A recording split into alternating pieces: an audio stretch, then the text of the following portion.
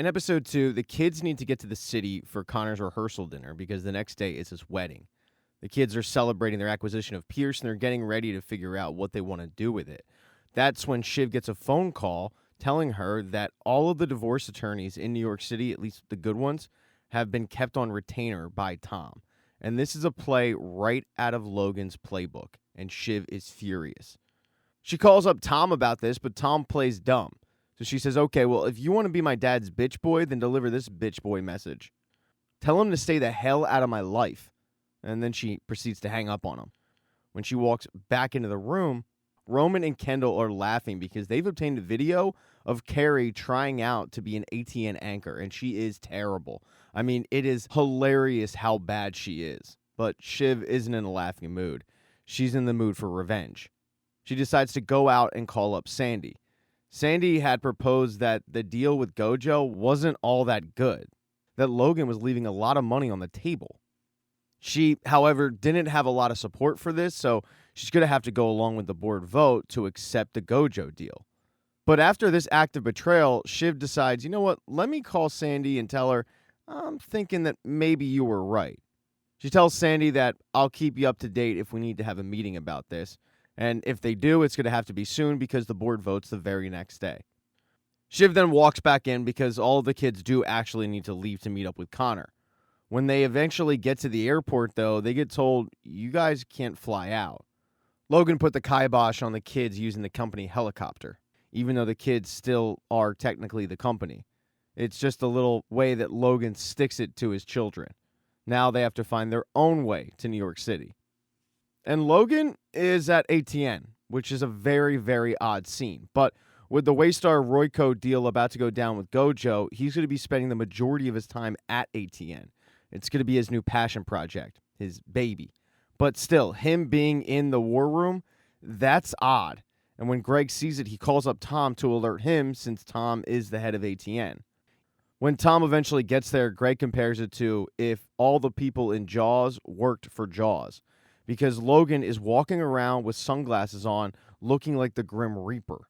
Word has also gotten to Sid that Logan stopped by, so she heads down, and the first thing that Logan wants to talk about is, has anyone watched the tape of Carrie? Which everybody has, but you have to tread lightly since everybody knows that Logan is screwing Carrie.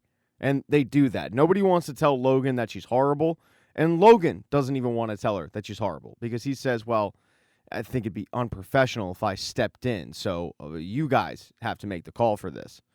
And they say that she's great and she's raw, but she's got that something. The only thing that's true is that she's raw, and she sucks.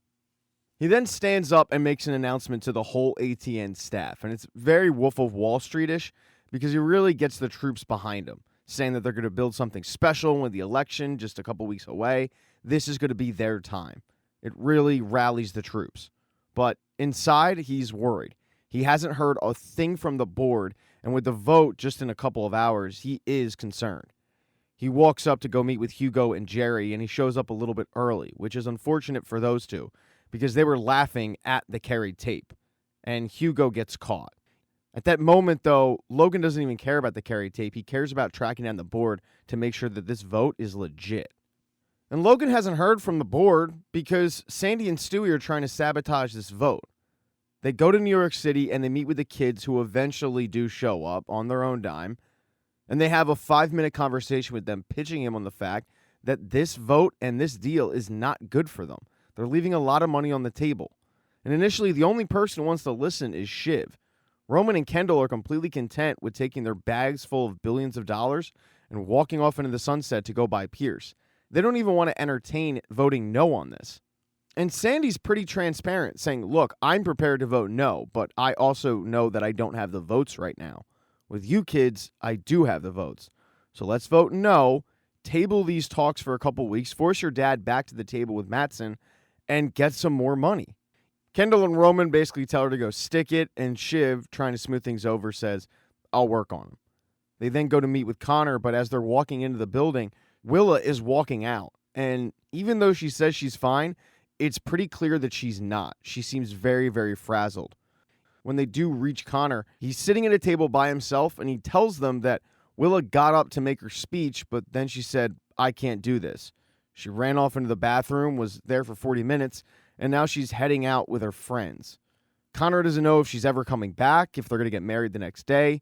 He seems a little bit frazzled himself.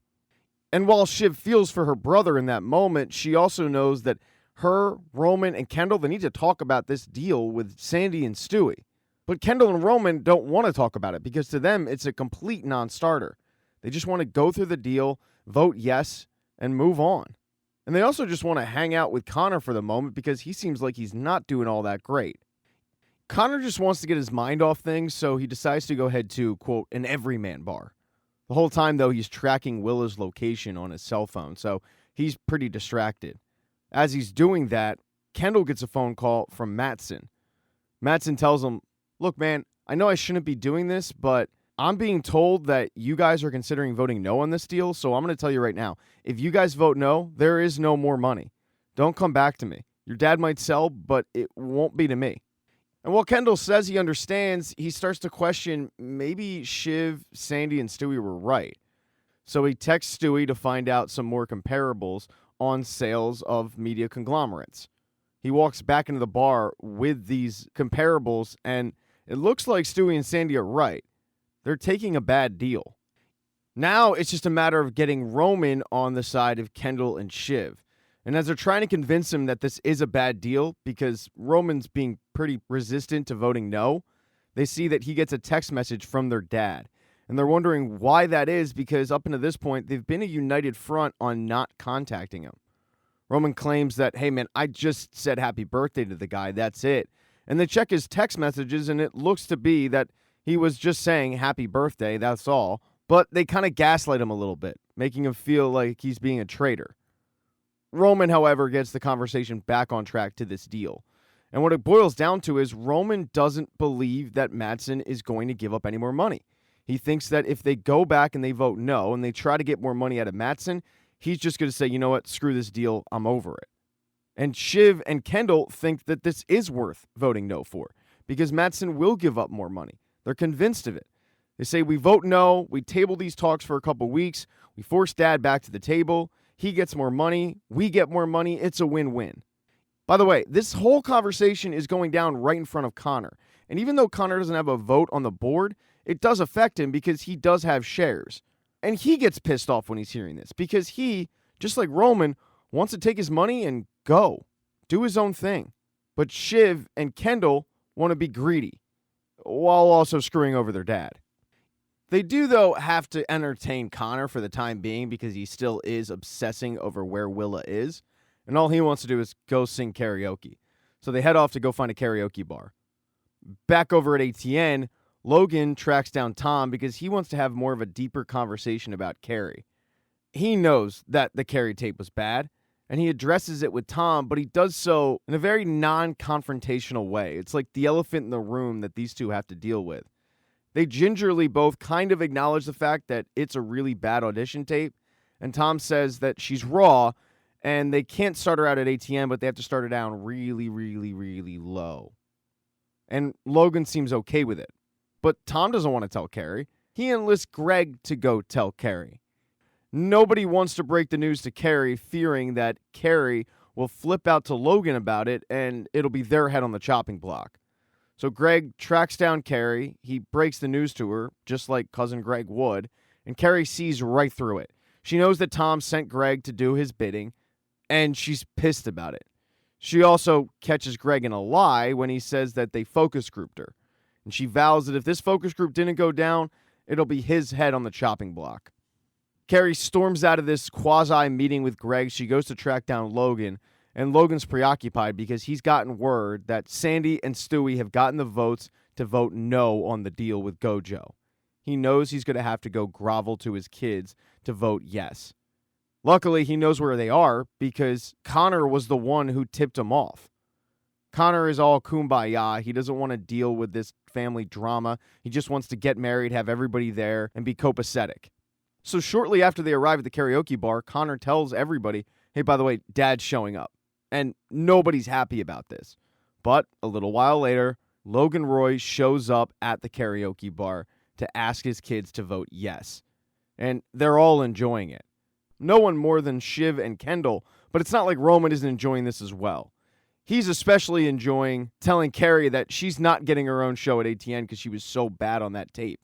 And it embarrasses Carrie quite a bit. But Logan makes his pitch, telling them that Matsson won't give up any more money. And he also does the one thing that no one thought he would do, apologize. But the kids don't really accept it because they make him explain what he's apologizing for. And he's a tough time doing that. The whole conversation is pretty personal. The kids reveling in their mini victory, but at the end of it, they tell him, no, go back to Matsson and get more money. And Logan is convinced that he won't give up more money.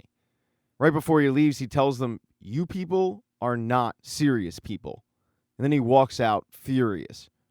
When he gets out of the bar, he turns to Carrie and says, I need to go meet with Matsson, cancel the board meeting. It'll be me, you, Tom, Carl, and Frank will head to meet with him. No Jerry. He's adamant about that part. A little while later, all the kids leave the karaoke bar, and when Connor gets back to his apartment, there's Willa sleeping in the bed, so looks like the wedding's still on.